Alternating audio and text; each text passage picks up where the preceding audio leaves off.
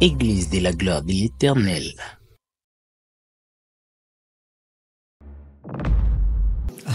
Esoko beta maboko abatangie bungi. Maboko angebunge beba kisaka koganga pour l'honneur de celui qui a fait cause à l'angebungebu. Betela Yesu maboko.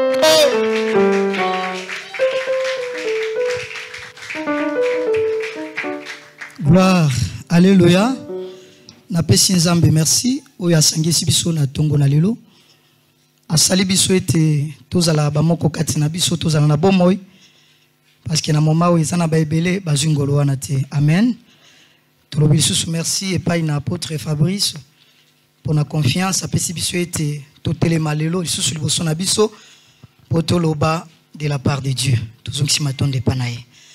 Bien-aimé na minute me pesa meli biso na lingi to kabola biso na yo motuna likambo oyo na tie na tableau ba komeli biso ezali au pied de Rebecca. Alléluia.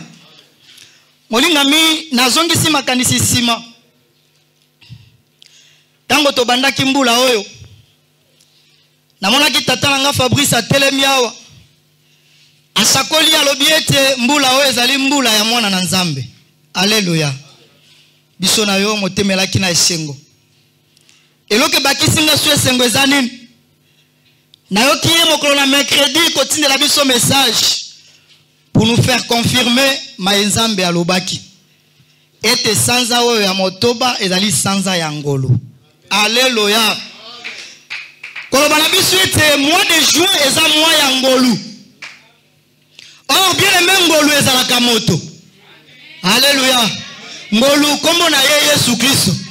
Alors tango balobi ete sanza oyo eza ya ngolu ngana moni ete Yesu ye moko amibimisi polele. Pour ça la makambo yo mbala mosusu yo banako mona yango te. Alléluia. Yesu ye moko aya se présenter alinga bima na ba imagination. Aya mi moni ça pour ça la makambo yo rêva quand même pas na vie. Yango me bien aimé na moi o ya juin kozala discrété. Alléluia. Sala maimoli mo santo kotinda yo sala. Pour attirer ngolu na Nzambe mona yo certainement. Bien mais tango ngolu ezali bolimbisi pe ezalaka. Parce que quand la grâce est là, il y a le pardon. C'est que ceux qui ont balobi ete na sanza ya motoba ezali sanza ya ngolu ngana bakisi lui ete nzamba tomboli loboko alobi ete na limbisi yo. Ata soko zalaki coupable na miso na ye. Mais pour ce mois de juin, il a dit ce mois était mois de grâce. C'est que il a mis son pardon liboso na yo. Et son demi yango. Betela ima boko bien aimé.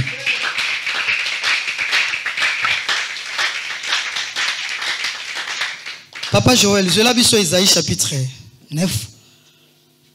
Totanga mwa makambo moko ngolo isalaka. Molingami ngolo tango ezali ba force akelo côté. N'est-ce pas? Tango ngolo ezali ba force akate. O force nini? Ngolo zo sala nyonso nesika na yo, n'est-ce pas? Ah. Yango na sanza oyo kozala discrété. Biso na mboka balobaka ovosha. Okwei otikali. Alléluia. Nzoka Yesu abengi biso poto koyate. Papa Joël, allez-y, Isaïe chapitre 9 du 1er jusqu'au 2e au tanga malé malé biso za kusala commentaire. Nous lisons le livre d'Isaïe chapitre 9 au nom de Jésus-Christ. Allons-y. Les peuples qui marchaient dans les ténèbres voient une grande lumière. Mais pour le mois de juin, ils ont la pole monnaie kobima. Allez-y.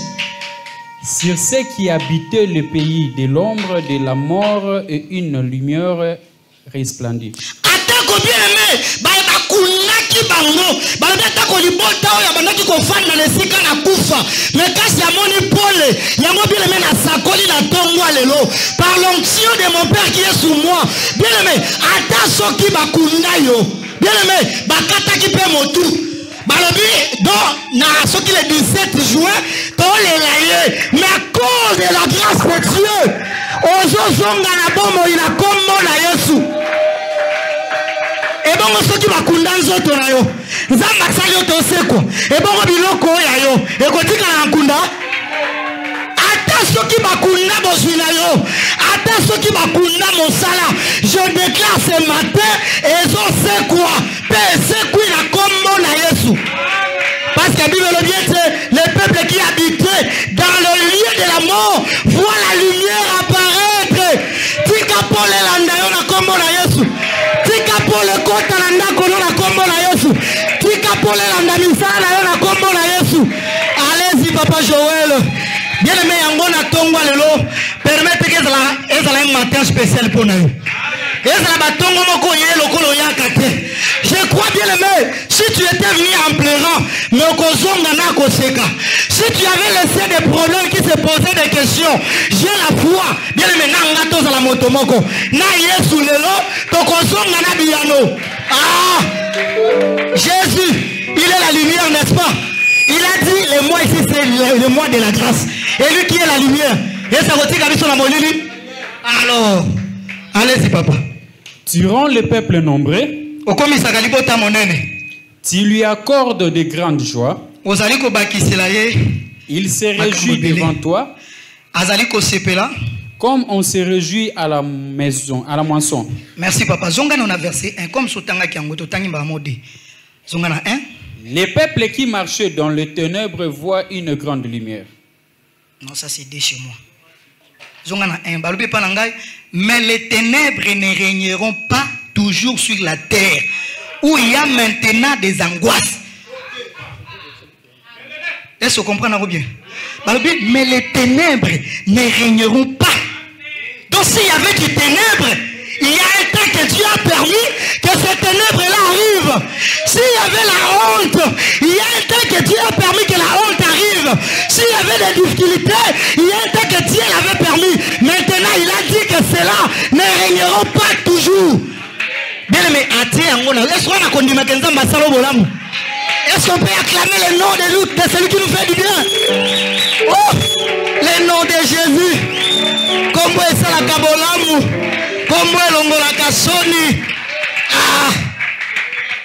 Balobioka. Si les temps passés ont couvert d'opprobre les pays des Zabylons et les pays de Nephtali, les temps à venir couvriront de gloire la contrée voisine de la mer.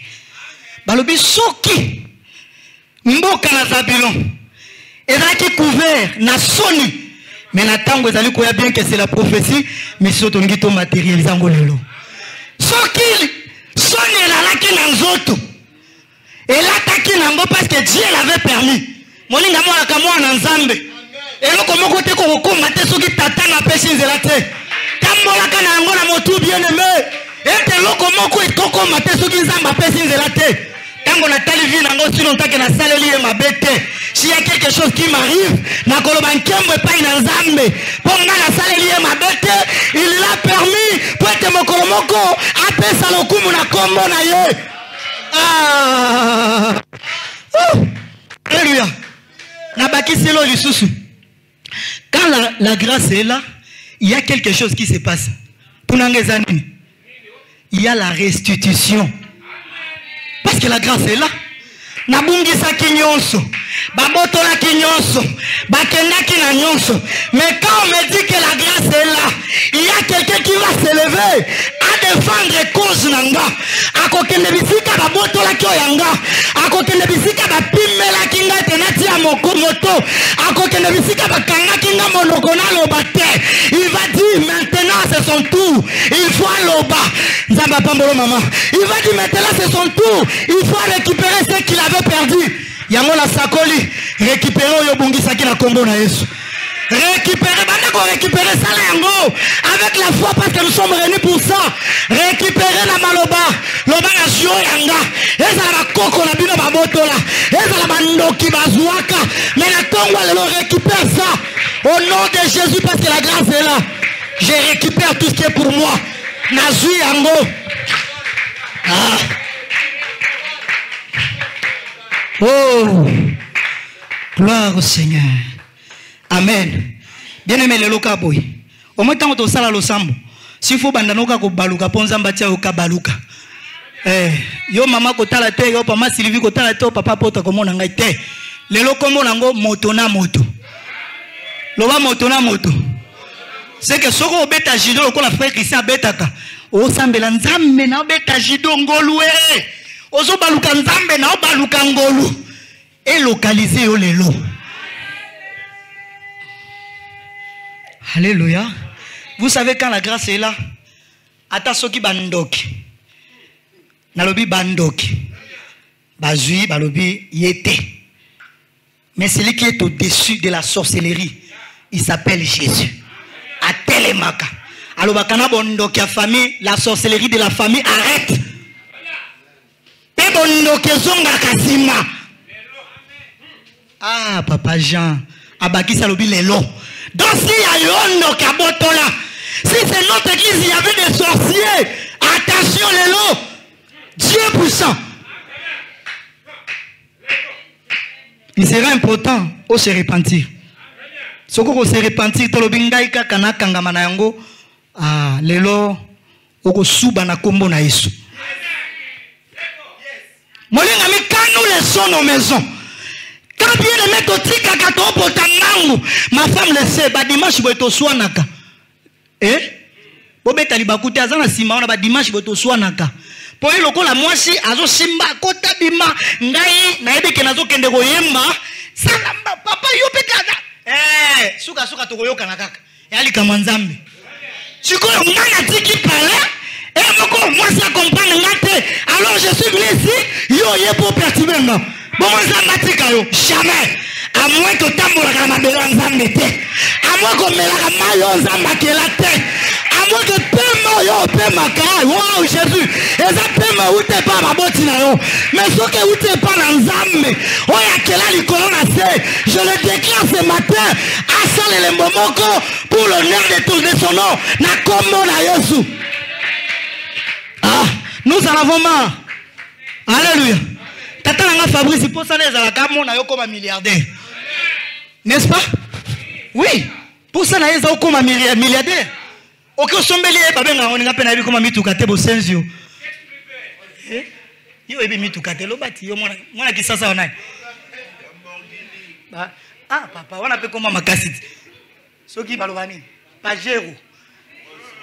Et wana mo kepera lobi wana te. Bah, on dit pour la carrière, on va comprendre.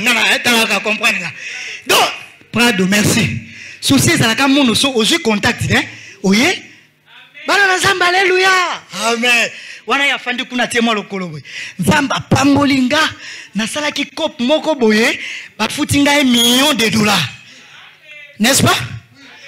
Yango na eko tato la nzambe. Na mona ki à part 10 monga la pesi à $100,000. Il suffit de yango na sombeli papa motuka. Papa clé yango. Ako silika.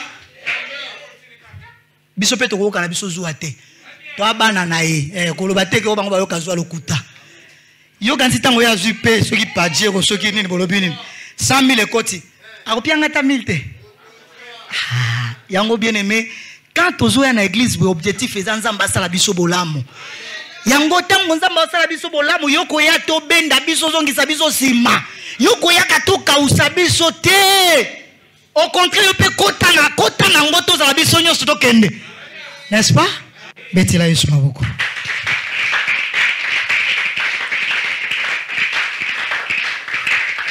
Yango molinga mi na tongo lelo na uti koloba na yo eza tongo poser ba acte sa foi.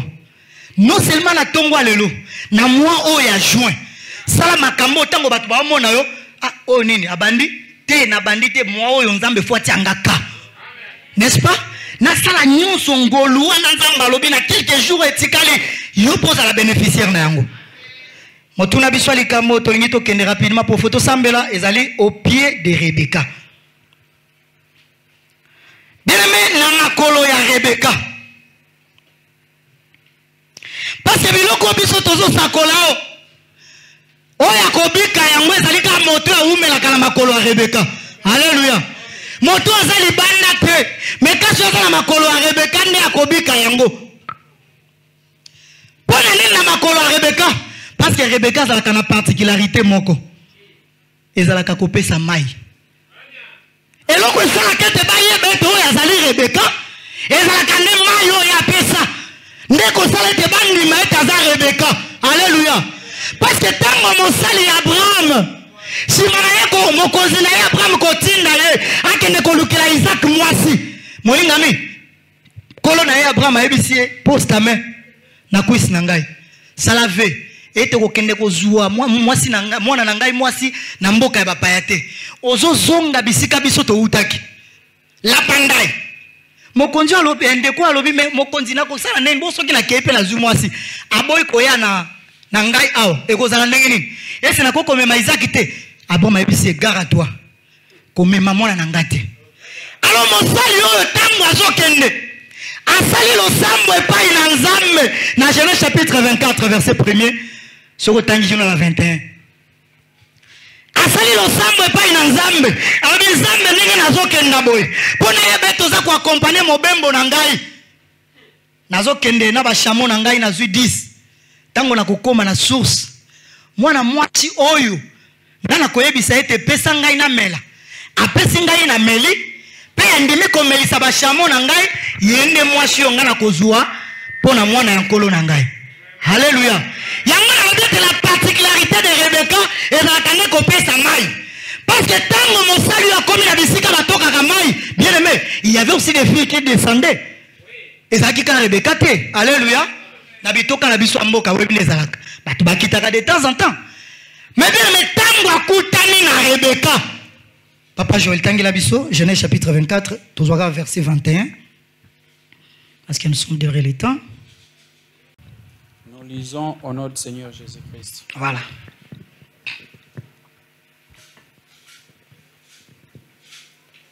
L'homme la regarda avec étonnement et sans rien dire. Pour voir si l'Éternel faisait réussir son voyage. Voilà, Soukawana, merci.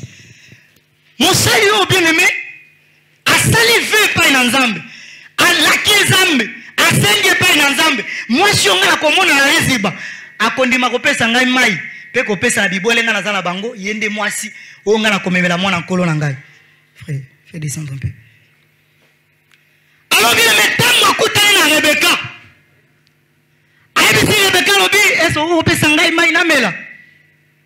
Rebecca a quitté ici et le coup naïe. Moi, Christo ya memaki, a pesi tata o mayoka. Ce qui est encore dangereux. Rebecca a gagné moko. A ici mon salo lobi, nazo melisape ba chamo na yo. Alléluia. Oh bien même mon salo memaki dit chamo. Na meki kotala. Ma kokota internet pour nan meka ko yeba soki chamo amelaka ndenge nini.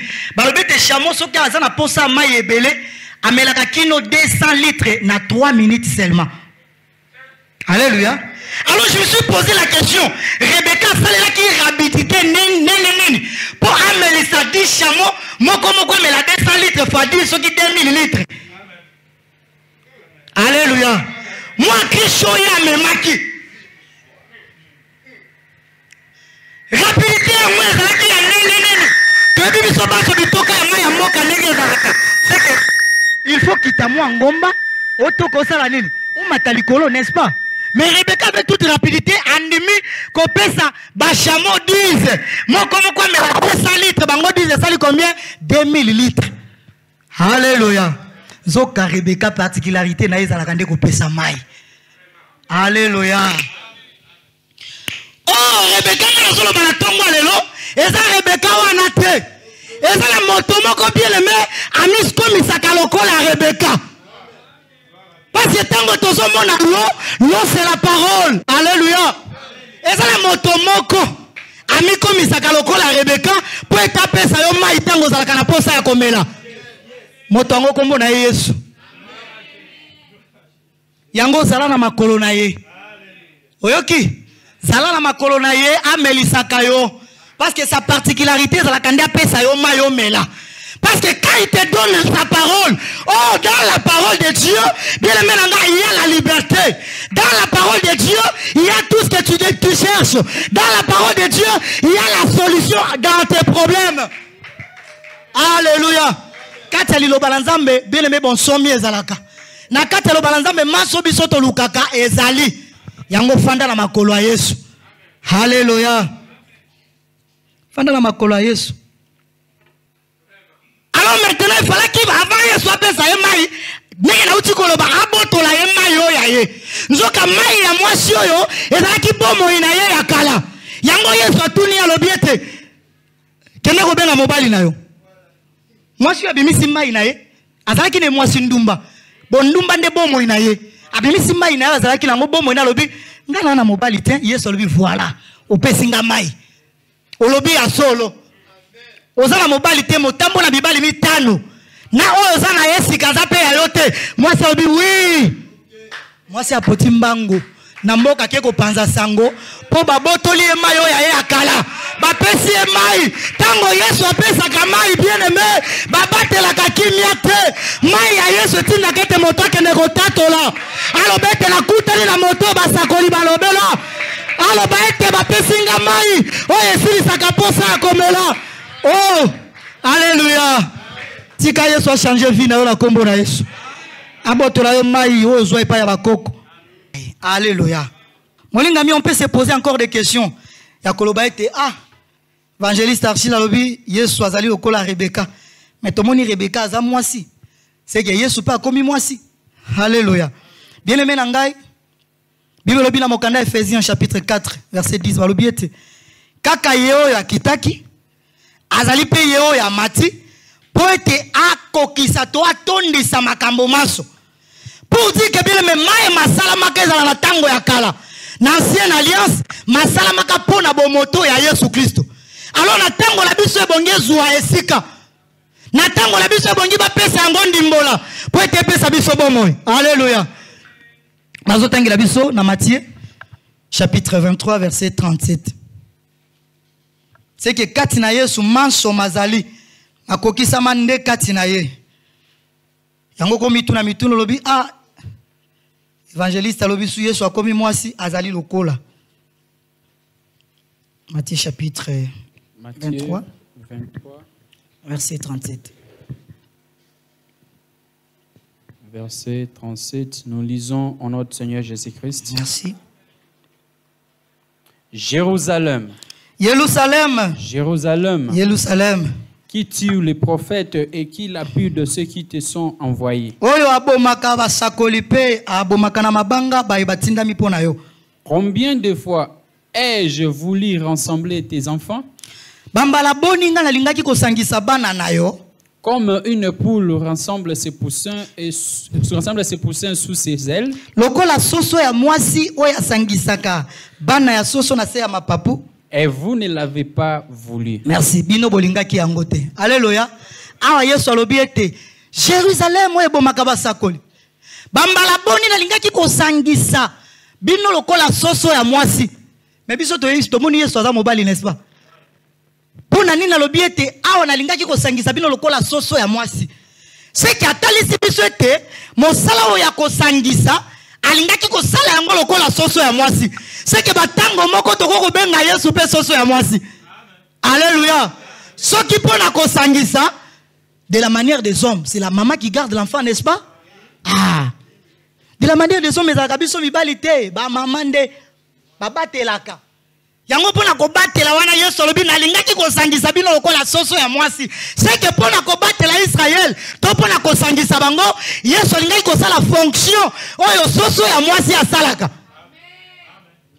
Yango na lobi au pied de Rebecca. C'est que batango moko Yesu ako koma lokola Rebecca pour remplir mosala moko songolo. Tozotanga Hébreux chapitre 2. Quand la tozana introduction, vous supportez, vous allez un peu plus rapide parce qu'il nous faut tout ça là le sambo. To poser acte de la foi lelo. Acte chapitre 2 verset 13 Hébreux chapitre 2 verset 13. Et encore je me confierai en toi. Et encore me voici. Moi et les enfants que Dieu m'a donnés. Je me pose une question. Qui donne l'enfant? Nani apesaka mwana? Yanola tebo wa mama bozate.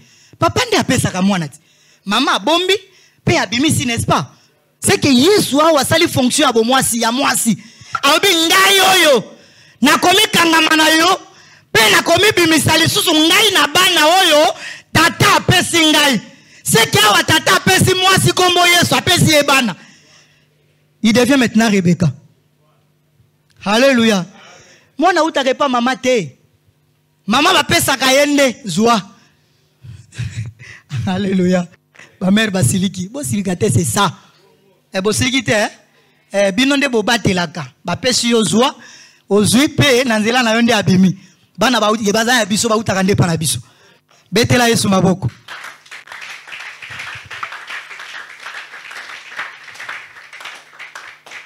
Ah, Yesu. 1 Corinthiens chapitre 8, verset 6. Néanmoins pour nous, il y a qu'un seul plutôt, seul Dieu le Père. Kasipo na biso ezali se na nzambe moko, nzambe tata kaka. Pardon, supporter ngai. Pesa pera limbola eloko. Voilà, je me souviens, j'avais lu ça un jour. Balobi. Néanmoins pour nous, Nzokande po na biso. Il y a qu'un seul Dieu, le Père, Tozali na nzambe tata se moko. de qui viennent toutes choses. Na ye nde nyonso eutaka. Et pour qui nous sommes. Pepo na ye nde tozali. Et un seul Seigneur, Jésus-Christ, Pe tozana nkolo se moko. par qui sont toutes choses. Na nzela na ye nde makambo manso mazali. Et par qui nous sommes. Pe na nzela na ye nde tozali. N'est-ce pas? Yesu mama. Nanzela na ye. C'est que mauti, maye quelque part. Yango bien aimé fanda na makolo ya Yesu.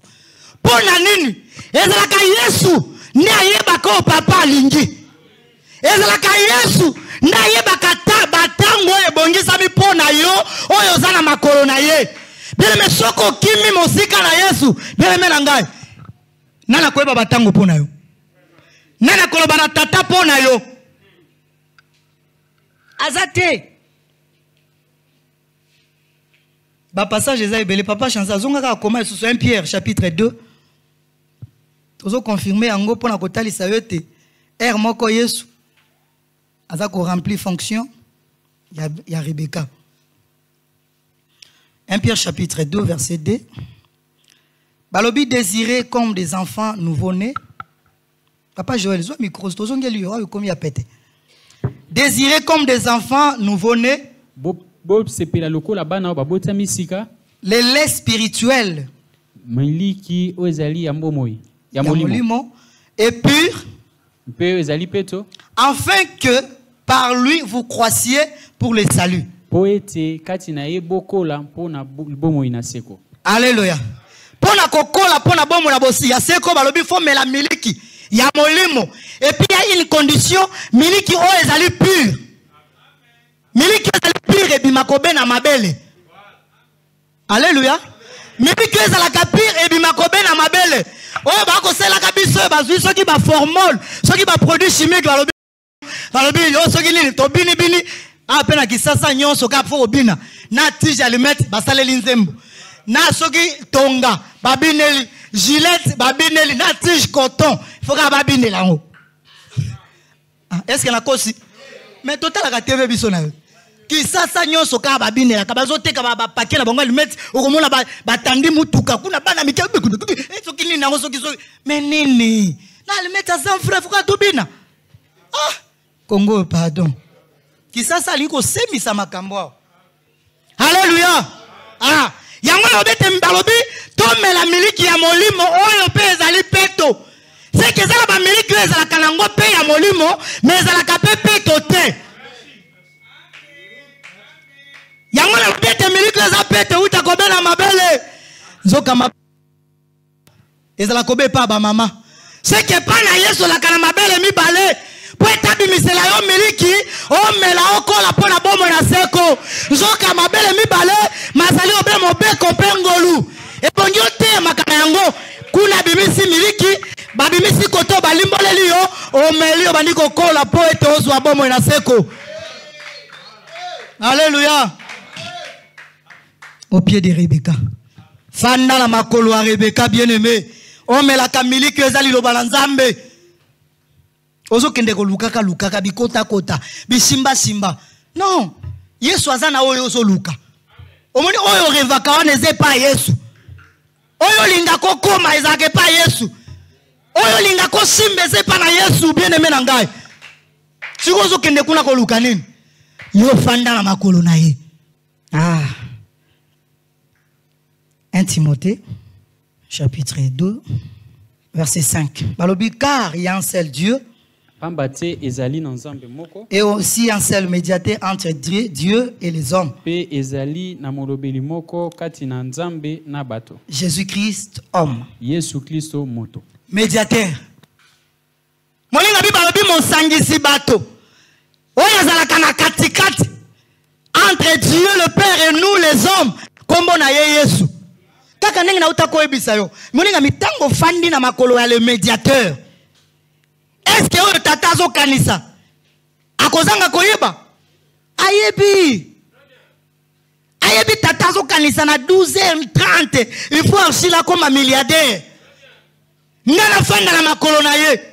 Ye le médiateur, ye mama ya solo. Nazalobe wana. Mais, à quoi c'est? Tokende kotala ka sulibanda. Yango bien aimé. Po pambolama. Po bika. Po zuabolamu. Et bongi na yo oyo kaka mongongo nde ya Rebecca. Vous comprenez? Et il faut yo kaka mongongo ya Rebecca. Parce que bien aimé Esaïe ayokaki mongongo ya tata na Isaac. Croyez que papa nenga lobina kende roboma nyama. Na lambela ye, c'est que la bénédiction est pour moi. Ah, se trompe pas qui?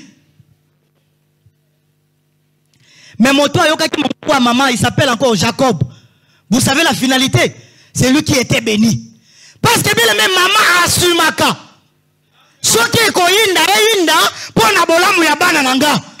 Et ça, la marque, même de la manière des hommes, il y a des mamans, excusez-moi, bon, bien que je peux donner cet exemple, il y a une maman chez nous au village, pour son fils, à Mbongo, Andima d'aller faire de n'importe quoi avec son fils, pour moi, Nakoma. Bien que les amabé. Vous voyez les risques de cette maman. Bien, mais maman, c'est la maman qui connaît ce que le père désire. Yo Esaïe papa lobi soka laki mwana malamu ebonga ki azonga mama papa lobi na kendo lukani amapo apambola ngai mama ndalinga ki ko orienter ye te zwa boye sala boye po mama yebi ki boye senga katia na biloko po papa yoka bien mama yebi ke supo papa alingaka komela ezalaka mwa mafuta ebele te mais yo Esaïe opotimbango yango onozo rater bénédiction. Alléluia. Oh, Nzoka Esaü, c'est Israël qui a écouté la voix du Père. Nzoka mongongo ya tata ezali mobeko. Bango bayoka ki mobeko mais ebiki za bango te. Bisonde ba Jacob, toza la taille angolu. Toyoki Yesu Christ qui est notre Rebecca. Yango le bien aimé, lokola toyoki Yesu qui est notre Rebecca. Le Père a l'obligation, supportez-moi, de nous bénir. Ouais, te biso toyoki mongongo ya Rebecca. Tata libisanga son la lobby c'est une obligation. Mais moi que ça va droit na biso tata. Eh. Alléluia. Alors bien aimé, dans quelques minutes nous allons chuter. Pour l'église corps du Christ, Rebecca azali lokola kolo na biso Yesu Christ. Alléluia. Kasi pour l'église ndeki osangani boy, il y a aussi des non Rebecca qui sont les ministres établis. Représentés par notre père apôtre Fabrice. N'est-ce pas? Hey. Ils sont des non-Rebecca, ils sont non-Rebecca s'il faut dire. Mais, biso banso, muswa zalaka na poche na yeo, muswa zalaka soki na misisa na yeo, muswa zalaka soki na zolo na yeo. Alléluia. Biso banso, nous sommes là pour tout ça là. Mosala na nkolo Yesu Christ. C'est pourquoi Yesu lobi na mokanda Jean chapitre 20 verset 21 lobiete lokola tata atindi ngai pe na sali nini na tindi bino. C'est que ba makoke zalaki kati na Yesu asopi yango pe pa na biso basali na ye. Est-ce que quelqu'un croit au miracle? Est-ce que tu crois au miracle? Est-ce qu'on dit que le miracle existe? Ah, ce qu'on dit que le miracle existe, le salamela yo. Parce que Jésus a dit, comme le Père m'a envoyé, moi aussi je vous envoie. Oui, Jésus, tu as envoyé Fabrice. Fabrice a dit, je ne partirai pas seul. J'ai un fils avec moi, Achille, vas-y. C'est que Yesu a vu dans ma coquille a tiré la carte à Fabrice. Alors Fabrice a bombité, a vu a tiré l'ingay. Yango le long rappel a déclaré, oh ma pesinga encore à ma coquille, ma sopa la likolo na yo, na kombo na Yesu, soki obelaka, malade moko na incurable. Je déclare la kombo na Yesu biki. S'il y avait des dossiers, oh et kangamaki, na déclaré la kombo na Yesu, bazo benga yo. Bien aimé la gars, attends là obaye awa. Mais ceux qui l'ont dans ma camo, oh nyoko la kabango, à cause de la grâce de Dieu, ngolo la ndabango la ndako. Alléluia. Waouh.